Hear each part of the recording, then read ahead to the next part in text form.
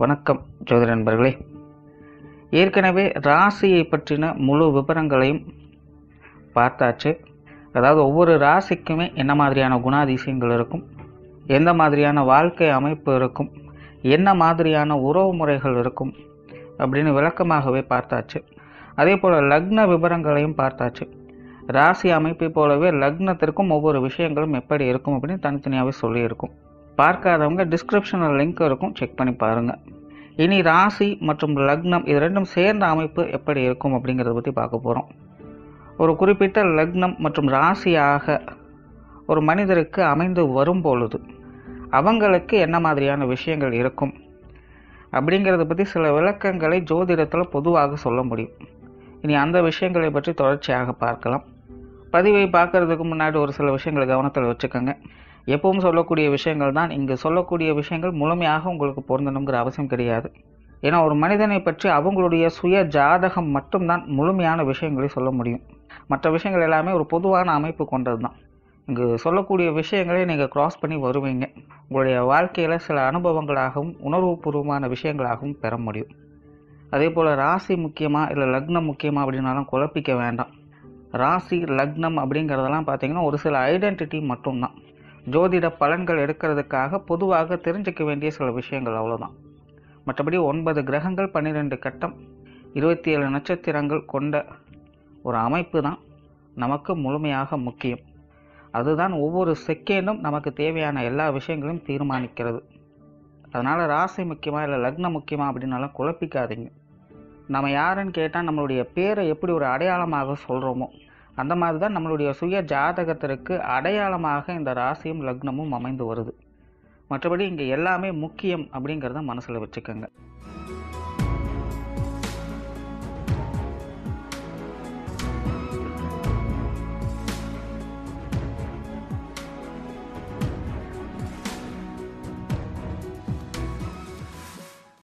மகர ராசி விருச்சிக லக்னம். இந்த மகர ராசி விருச்சிக லக்னத்தில் பிறந்தவங்களை சாதனை செய்ய பிறந்தவர்கள் அப்படின்னு சொல்லலாம். லட்சியவாதிகள் அப்படின்னு சொல்லலாம். உங்களுடைய லைஃப் மோட்டிவே பார்த்தீங்கன்னா வாழ்க்கையில் பெருசாக அதையாச்சும் ஒன்று சாதிக்கணும், பேர் புகழ் அடையணும், தன்னுடைய திறமைகளை வெளிக்காட்டணும் அப்படிங்கிறது தான். மற்றவங்களால் செய்ய முடியாத காரியங்களை கூட தன்னால் செய்ய முடியும் அப்படின்னு மற்றவங்களுக்கு நிரூபிக்கணும் அப்படிங்கிறது தான் உங்களுடைய எதிர்பார்ப்பு.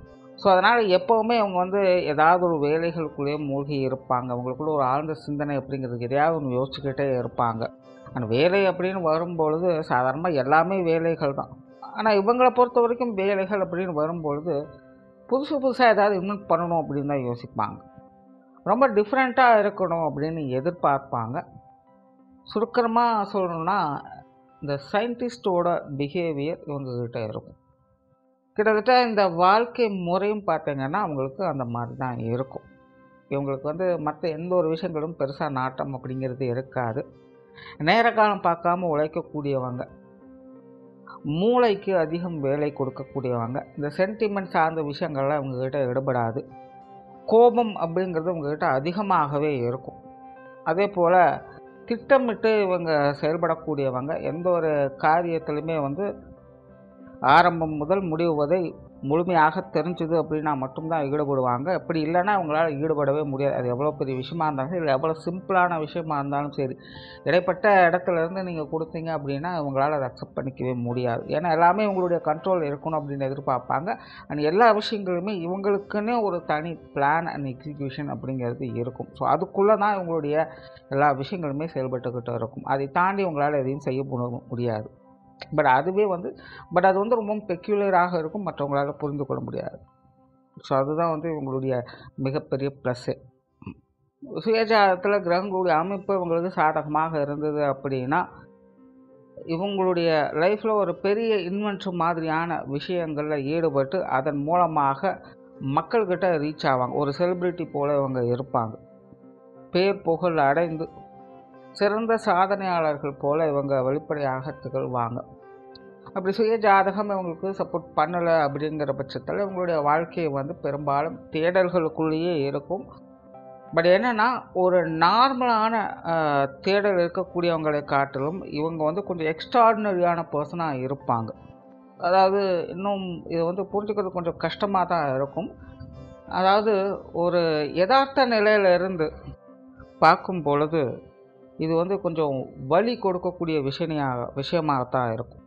நிறைய இடங்களில் பார்த்துருக்கலாம். உழைப்பு ஒரு பக்கம் இருக்கும், அதுக்கு உண்டான அந்த ரெகக்னேஷன் அப்படிங்கிறது இன்னொரு பக்கம் போய்கிட்டு இருக்கும். இன்னொரு சைடில் பார்த்தோம்னா அந்த விஷயங்களுக்கு அவங்களுக்கு தகுதியே இருக்காது, ஆனால் அவங்கள தலைமையில தூக்கி வச்சு கொண்டாடுவாங்க. உண்மையிலே விஷயம் இருக்கக்கூடிய ஆட்களை, திறமை இருக்கக்கூடிய ஆட்களை கண்டுகொள்ளவே மாட்டாங்க. ஸோ இந்த சுய ஜாதகம் சரியில்லாத நபர்கள் இப்படிப்பட்ட இக்கட்டான சூழ்நிலைகளில் மாட்டிக்குவாங்க. பட் இவங்களுடைய திறமை போற்றுதலுக்கு உரியது. இது எப்போ இவங்களுக்கு உபயோகமாக, அதாவது இவங்களுக்கு உபயோகம் இப்படி சொல்ல முடியாது, இது எப்போ இந்த விஷயங்கள்லாம் உபயோகமாக இருக்கும் அப்படின்னா இவங்க இல்லாத காலத்தில் அது பிரயோஜனமாக இருக்கும். கிளியராக சொல்கிறேன்னா, எல்லாத்துக்கும் தெரிஞ்ச மாதிரி இந்த பாரதியார் அப்படிங்கிற ஒருத்தர், அவர் வாழ்ந்த காலத்தில் அவர் எல்லாருமே புறக்கணிச்சாங்க. ஆனால் அவர் இறந்த பிறகு புரட்சி கவி அப்படின்னு சொல்லிட்டு கவிதைக்கே அவர் தான் தலைவன் அப்படிங்கிற மாதிரி கொண்டுட்டு போனாங்க.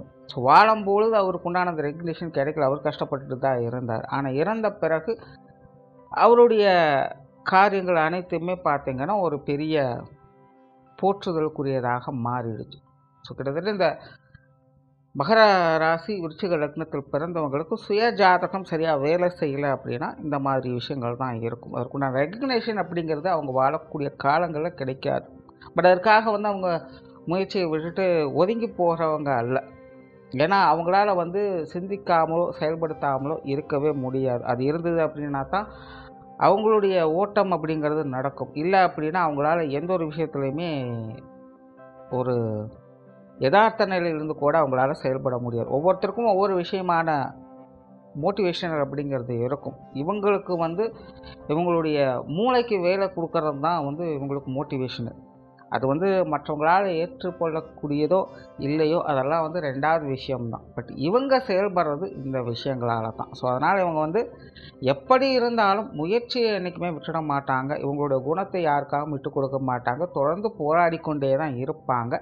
பட் சுய ஜாதகம் நல்லபடியாக இருந்தது அப்படின்னா அதற்குண்டான ரெகக்னேஷன் கிடைக்கப்பெற்று பேரும் புகழும் அடைஞ்சு வாழக்கூடியவங்களாக இருப்பாங்க. பட் சுய ஜாதகம் சரியில்லை அப்படிங்கும்போது அதுக்குண்டான ரெகக்னேஷன் அப்படிங்கிறது லேக் ஆகும். இயற்கையாகவே நல்ல தைரியசாலிகள், வினோதமான விஷயங்களில் ஈடுபடக்கூடியவங்க, சாஸ்திர சம்பிரதாயங்களை மதிக்க மாட்டாங்க, புதுமையை விரும்பக்கூடியவங்க, அமானுஷ்யமான விஷயங்களில் ஆர்வம் உடையவங்க, சும்மா வெறுமனே கடமைக்காக எந்த ஒரு காரியத்திலும் செயல்படுத்த மாட்டாங்க. பிடிச்சது அப்படின்னா மட்டும்தான் எந்த ஒரு விஷயத்துலையுமே ஈடுபடுவாங்க. மற்றவர்களுக்கு உதவி செய்யணும் அப்படிங்கிற எண்ணம் இவங்களுக்கு உண்டு. இவங்களால் நிறைய பேர் பயன்பெறக்கூடியவங்களாகவும் இருப்பாங்க. நார்மலாகவே பார்த்திங்கன்னா இவங்க செய்யக்கூடிய பெரும்பாலான காரியங்கள் மற்றவங்களுக்கு உபயோகப்படும்படியாகத்தான் இருக்கும். ஜென்ரலாக அது தெரிந்தோ தெரியாமலோ அந்த விஷயங்கள் நடந்துக்கிட்டு தான் இருக்கும். நேரடியாக அது வந்து பயன்படுது அப்படிங்கிற மாதிரிலாம் இருக்கணுங்கிற அவசியம் கிடையாது. ஏதோ ஒரு விஷயங்கள் இவங்க செஞ்சுட்ருப்பாங்க, அது யாருக்கோ எப்படியோ பயன்பட்டுக்கிட்டு இருக்கும். ஸோ அந்த மாதிரியான இயற்கையாகவே உதவி அப்படிங்கிறது இவங்க செய்யக்கூடிய காரியங்களில் இருந்துக்கிட்டு இருக்கும். சொத்து சுகங்கள், கல்வி சார்ந்த விஷயங்கள், பொருளாதார ரீதியான விஷயங்கள் இதெல்லாம் பார்த்திங்கன்னா ஒரு அளவான ஈடுபாடுகள் தான் இருக்கும். அதாவது அது வந்து இருந்தாலும் சரி இல்லை அப்படின்னாலும் சரி இவங்களை பொறுத்த வரைக்கும் அதெல்லாம் வந்து ஒரு பெரிய விஷயமே கிடையாது. அதற்காக ஓடிட்டுருக்கிறவங்க கிடையாது. ஸோ அதனால் அது வந்து எப்படி இருந்தாலும் அதை ஏற்றுக்கொள்ளக்கூடியவங்க. அதே போல் இந்த படிப்பு கல்வி சார்ந்த விஷயங்கள் வந்து ஏற்று சுரக்காய் கூட்டு குதுவாது அப்படிங்கிற மாதிரி தான் இவங்களாக சொந்தமாக எல்லாத்தையுமே தெரிஞ்சுப்பாங்களே அல்லாமல் இப்போ இருக்கக்கூடிய அந்த எஜுகேஷன் சிஸ்டம் மூலமாக இவங்க பெறக்கூடிய அறிவு அப்படிங்கிறது ரொம்பவுமே குறைவு தான். இவங்களால் அந்த எஜுகேஷன் சிஸ்டத்துக்கு வேணால் பலன் கிடைக்கலாமே அல்லாமல் அதன் மூலமாக இவங்களுக்கு பலன் கிடைக்குமா அப்படிங்கிறது கேள்விக்குறி. ஏன்னா அந்த அளவுக்கு இவங்க கொஞ்சம் இன்டெலிஜென்ட்டாக தான் இருப்பாங்க. பல படிக்காத மேதைகள் உருவாகிறதும் பார்த்திங்கன்னா இந்த மகர ராசி விருச்சிக லக்னத்தில் பிறந்தவங்க தான். சும்மா ஜஸ்ட் ஒரு ஸ்கூல் படிப்பு தான் முடிச்சிருப்பாங்க. ஆனால் அவங்களுடைய வாழ்க்கையில் பார்த்திங்கன்னா பல இன்வென்ஷன்ஸ் அவங்க க்ரியேட் பண்ணுவாங்க. ஸோ இந்த மாதிரியான அமைப்புகள்லாம் அவங்களுக்கு இயற்கையாகவே ஏற்படும். பொது விஷயங்கள் மற்றும் பொது காரியங்களில் இவங்களுக்கு ஈடுபாடுகள் சற்று குறைவு தான். பட் உதவக்கூடிய நிலைகளில் அந்த விஷயங்களில் கொஞ்சம் ஈடுபாடுகள் காட்டச் செய்வாங்க. அதே போல் ஆன்மீக ரீதியான விஷயங்கள், ஆன்மீக சிந்தனைகள் அப்படிங்கிறது இவங்களுக்கு ரொம்பவுமே குறைவு தான். பிரயாணம் சார்ந்த விஷயங்களில் ஈடுபாடுகள் அப்படிங்கிறது இவங்க கொஞ்சம் குறைவாக இருக்கும். காரணம் இவங்க பெரும்பாலும் பார்த்திங்கன்னா இந்த அலைஞ்சு திரிஞ்சிட்டு இருக்கக்கூடிய விஷயங்கள் உங்களுக்கு செட்டே ஆகாது. ஒரே இடத்துல ஸ்திரமாக இருக்கணும். சும்மா நார்மலாக இங்கேயும் அங்கேயும் ஓடிக்கிட்டு இருக்கிறது அப்படிங்கிறது இவங்களுக்கு செட்டே ஆகாது. அதனால் இந்த பிரயாணம் சார்ந்த விஷயங்கள்லாம் பெருசாக ஆர்வம் காட்ட மாட்டாங்க. தேவைக்கேற்ப அந்த விஷயங்கள் அப்படிங்கிறது இருக்கும். காரியங்கள் மற்றும் செயல்பாடுகள் வகையில் தீவிரத்தன்மை உடையவங்க. அதாவது ஒரு வாக்கியம் சொல்லுவாங்க, முடியும் வரை முயற்சி செய், உன்னால் முடியும் வரை அல்ல காரியம் முடியும் வரை அப்படின்னு சொல்லுவாங்க. அந்த மாதிரி தான் இவங்க காரியத்தில் ஸ்திரத்தன்மையோட ரிஸ்க் எடுத்து செய்யக்கூடியவங்க இவங்க. ஸோ ஒரு பக்கம் இது வந்து கேட்குறக்கும் பார்க்குறக்கும் கொஞ்சம் பாசிட்டிவாக இருந்தாலும், பட் யதார்த்த நிலைகளில் இந்த மாதிரியான விஷயங்கள்லாம் பார்த்திங்கன்னா பல விஷயங்களை கொஞ்சம் இழக்க வேண்டியதாகத்தான் இருக்கும். நிறைய விஷயங்களில் அந்தந்த டைம் குறித்தான விஷயங்கள் காரியங்களை இவங்க கொஞ்சம் மிஸ் பண்ண வேண்டியதாக இருக்கும். ஸோ அந்த மாதிரியான விஷயங்களையும் கொஞ்சம் இவங்க ஃபோக்கஸ் பண்ணிக்கிறது நல்லது. அப்படி இல்லை அப்படின்னா அவங்களுடைய வாழ்க்கையில் ஒரு கட்டத்துக்கு மேலே எதுவுமே இல்லாமல் வெறுமை மாதிரி இருக்கிற மாதிரி இருக்கும். ஸோ என்ன செஞ்சு என்ன பிரயோஜனம் அப்படின்னு கொஞ்சம் சலிச்சுக்கிற மாதிரியும் இவங்களுடைய காரியங்கள் அமையலாம். மற்றபடி உங்களுடைய காரியங்கள் அப்படிங்கிறது சிறப்பு வாய்ந்தது தான். அதே போல் இவங்களுடைய காரியங்களில் கோபம், பிடிவாதம், விடாப்பிடியான தன்மை இது எல்லாத்தையுமே கொஞ்சம் நியூட்ரலைஸ் பண்ணிக்கிறதும் நல்லது. குடும்ப விஷயங்கள், காரியங்கள் இதெல்லாமே பார்த்திங்கன்னா உங்களுக்கு ஒரு அளவான அமைப்புகள் தான் கொடுக்கும். ஏன்னா ஜென்ரலாகவே இவங்க வந்து மற்ற எந்த ஒரு விஷயங்களையுமே அவ்வளோ சீக்கிரம் ஃபோக்கஸ் பண்ணுறது கிடையாது. அதனால் குடும்ப வாழ்க்கையிலுமே ஈடுபாடுகள் அப்படிங்கிறது பெருசாக தனிப்பட்ட முறையில் இருக்காது. ஆனால் குடும்ப வாழ்க்கையினுடைய அமைப்பு அப்படிங்கிறது இவங்களுக்கு கொஞ்சம் சாதகமான நிலைகள். அதாவது இவங்களுக்கு அதில் விருப்பம் வெறுப்பு அப்படிங்கிறதெல்லாம் பெருசாக எதுவுமே இருக்காது. அதை அப்படியே கடந்து போய் கொண்டு இருக்கக்கூடியவங்களாகத்தான் இருப்பாங்க. ஆனால் குடும்ப வாழ்க்கையினுடைய அமைப்பு அப்படிங்கிறது இவங்களுக்கு நல்லபடியாக சூட் ஆகும். அது எப்படி ஏதோ ஒரு வகையில் எல்லாமே அமைஞ்சுக்கிட்டு தான் இருக்கும். குடும்ப உறவுகளுடைய ஒத்துழைப்பு அப்படிங்கிறதும் இவங்களுக்கு கொஞ்சம் நல்லபடியாகவே இருக்கும் அப்படின்னு கூட சொல்லலாம். பெற்றோர்கள் சார்ந்த விஷயங்கள் உங்களுக்கு கொஞ்சம் சாதகமாக தான் இருக்கும். பெற்றோர்கள் இவங்களுக்கு கொஞ்சம் ஆப்போசிட்டான நபர்களாக தான் இருப்பாங்க. பெரும்பாலும் இவங்க பார்த்திங்கன்னா கொஞ்சம் செப்பரேட்டடான பர்சன் தான். பட் இவங்களுடைய பெற்றோர்கள் பார்த்திங்கன்னா எல்லார்கிட்டையுமே இணக்கமாக பழகக்கூடியவங்க தான். உற்றார் உறவினர்கள், நண்பர்கள் அப்படின்னு அவங்களை சுற்றி எப்போவுமே ஒரு கூட்டம் இருந்துக்கிட்டே இருக்கும். பட் இவங்க வந்து கொஞ்சம் செப்பரேட்டடான பர்சனாக இருப்பாங்க. மற்றபடி பெற்றோருடைய உறவு சார்ந்த விஷயங்கள்லாம் பெருசாக எந்த ஒரு குற்றம் குறை சொல்கிறதுக்கும் இருக்காது. அந்தந்த வயது குறித்தான விஷயங்களை எதிர்பார்க்க முடியும். உடன்பிறப்புகள் சார்ந்த விஷயங்கள் நார்மலாகவே இது விருச்சிக ராசி, விருச்சிக லக்னம் அப்படின்னு எடுத்துக்கிட்டாலும் உடன்பிறப்புகள் சம்மந்தப்பட்ட விஷயங்கள் ஈடுபாடுகள் அப்படிங்கிறது அவங்களுக்கு கொஞ்சம் கூடுதலாகத்தான் இருக்கும். அந்த வகையில் இந்த மகர ராசி விருச்சிக லக்னத்தில் பிறந்தவங்களுக்கும் உடன்பிறப்புகள் சம்மந்தப்பட்ட விஷயங்கள் ஈடுபாடுகள் அப்படிங்கிறது உங்களுடைய வாழ்க்கையில் அதிகமாகவே இருக்கும். இவங்க வந்து சென்டிமெண்ட் சார்ந்த விஷயங்களை யார்கிட்ட அதிகமாக காட்டுறாங்க அப்படின்னு பார்த்தாலே அது இந்த உடன்பிறப்புகிட்ட அதிகமாக இருக்கும். அண்ட் பெரும்பாலான இந்த மகர ராசி விருச்சிக லக்னத்தில் பிறந்தவங்களுடைய வாழ்க்கையே பார்த்திங்கன்னா அவங்களுடைய வாழ்க்கையில் அவங்களுக்கு அதிகப்படியான சந்தோஷத்தை கொடுப்பதும் அவங்களுடைய உடன்பிறப்புகளாக தான் இருக்கும். அதிகப்படியான சங்கடங்களை கொடுப்பதும் அந்த உடன்பிறப்புகளாக தான், அதாவது நல்லதோ கெட்டதோ அவங்க மூலமாக இருந்து வரக்கூடியதாகவே இருக்கும். ஸோ சுய ஜாதகம் இங்கே நல்லபடியாக இருந்தது அப்படின்னா உடன்பிறப்புகளுடைய ஆதரவுகளை முழுமையாக பெற்று காலம் முழுவதுமே அவங்களோட சேர்ந்து ட்ராவல் பண்ணக்கூடிய அமைப்புகள்லாம் அவங்களுக்கு இருக்கும். அப்படி இல்லை அப்படிங்கிற பட்சத்தில் உடன்பிறப்புகளோடு அப்பப்போ சின்ன சின்ன சங்கடங்களோடும் பிரச்சனைகளும் பார்த்துக்கிட்டு வருவாங்க. பட் இருந்தாலுமே அடிக்கடி அவங்கக்கிட்ட போய் திரும்பவும் சேர்ந்து கொள்ளக்கூடிய அமைப்புகள் அப்படிங்கிறது அவங்களுக்கு ஏற்படும். திருமண வாழ்க்கை, கணவன் மனைவி உறவுகள் அப்படின்னு போது இதுவும் பார்த்திங்கன்னா அவங்களுக்கு ஒரு சாதகமான அமைப்புகள் அப்படின்னு சொல்லலாம். இயற்கையாகவே இந்த மகர ராசி விருச்சிக லக்னத்தில் பிறந்தவங்களுக்கு வாழ்க்கை துணை சார்ந்த விஷயங்களில் ஈடுபாடுகள் அப்படிங்கிறது அதிகமாக இருக்கும். காதல் சம்பந்தப்பட்ட விஷயங்கள், இன்னும் சொல்லப்போனால் காமம் சார்ந்த விஷயங்களில் ஈடுபாடுகள் இவங்களுக்கு அதிகமாகவே இருக்கும். உணர்வுபூர்வமான விஷயங்களை இவங்ககிட்ட கொஞ்சம் அதிகமாகவே எதிர்பார்ப்பாங்க. சும்மா கடமைக்காக ஏதோ கல்யாணம் பண்ணுறோம், குழந்தை குட்டிகளை பெற்றுக்கிறோம், குடும்பம் நடத்துகிறோம் அப்படிங்கிற மாதிரி இல்லாமல் ஒரு பர்ஃபெக்டான சோல்மேட்டை எதிர்பார்க்கக்கூடியவங்க. அந்த மாதிரியான ஒரு வாழ்க்கை துணையை இவங்க கிடைக்க பெற்றவங்களாகவும் இருப்பாங்க. பட் அன்ஃபார்ச்சுனேட்லி அதில் நிலைப்புத்தன்மை அப்படிங்கிறது ரொம்பவுமே குறைவு. ஸோ சுய ஜாதகத்தில் சுப கிரகங்களுடைய அனுகிரகம் இருந்தது அப்படின்னா தான் இந்த வாழ்க்கை துணையோடு ஒன்றாக சேர்ந்து ட்ராவல் பண்ணக்கூடிய அமைப்புகள் அப்படிங்கிறது என்ன தான் சண்டை சச்சரவுகள் மனஸ்தாபங்கள் வந்தாலுமே அது எல்லாத்தையுமே அனுசரித்து போகக்கூடிய நிலை அப்படிங்கிறது அவங்களுக்கு ஏற்படும். அப்படி இல்லாத பட்சத்தில் இந்த வாழ்க்கை துணையை கிடைக்க பெற்றுடுவாங்க. பட் அந்த வாழ்க்கை உறவு முறை அப்படிங்கிறது ஏதாவது ஒரு கட்டத்தில் லேக் ஆகும். அது எந்த மாதிரியான விஷயங்களாக கூட அமையலாம். ஸோ சிம்பிளாக சொல்லணும்னா இவங்களுக்கு திருமண வாழ்க்கை அப்படிங்கிறது உங்களுடைய எக்ஸ்பெக்டேஷனை பூர்த்தி செய்யும். பட் அதனுடைய வேலிடிட்டி அப்படிங்கிறது தான் இங்கே கேள்விக்குறி. அண்ட் குழந்தைகள் சார்ந்த விஷயங்கள் நார்மலாக குழந்தைகள் சம்மந்தப்பட்ட விஷயங்கள் உங்களுக்கு ரொம்பவுமே சிறப்பாகவே இருக்கும்.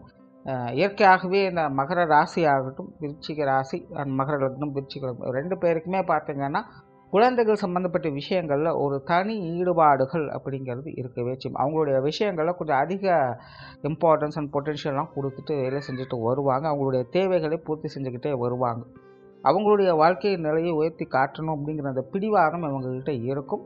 ஸோ குழந்தைகள் வகையில் சுக சௌகரியங்களை பெறக்கூடியவங்களாம், குழந்தைகளுடைய முன்னேற்றங்களுக்காக பாடுபடக்கூடியவங்களாகவும் இருப்பாங்க.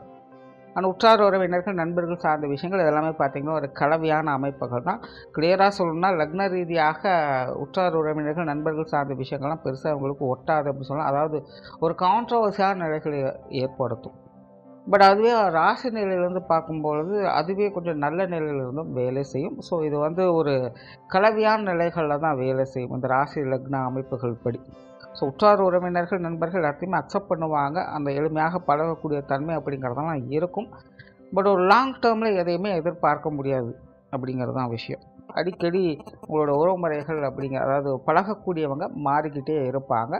இல்லைன்னா பார்த்திங்கன்னா ஒரு லிமிட்டட் பர்சனாக தான் இருப்பாங்க. வெகு சிலர் தான் 1, 2 ஒரு விரல் விட்டு எண்ணக்கூடிய வகையில் தான் பார்த்திங்கன்னா இவங்களுக்கு நண்பர்களுடைய சேர்க்கையோ இல்லை உறவினர்களுடைய சேர்க்கையோ இருக்கும். ஸோ இந்த மாதிரியான விஷயங்களை எதிர்பார்க்கலாம். தொழில், வேலை, உத்தியோகம் சார்ந்த விஷயங்கள் ஆரம்பத்துலேருந்தே சொன்னதான் இவங்க விடாப்பிடியானவங்க, விடாமுயற்சி உடையவங்க, சாதிக்கணும்னு நினைக்கக்கூடியவங்க, அந்த மாதிரியான விஷயங்கள் ஈடுபடக்கூடியவங்க. பட் இவங்களுடைய தொழில், வேலை, உத்தியோக ரீதியான விஷயங்கள் சேவை மனப்பான்மையோடு இருக்கிறது அவசியம்.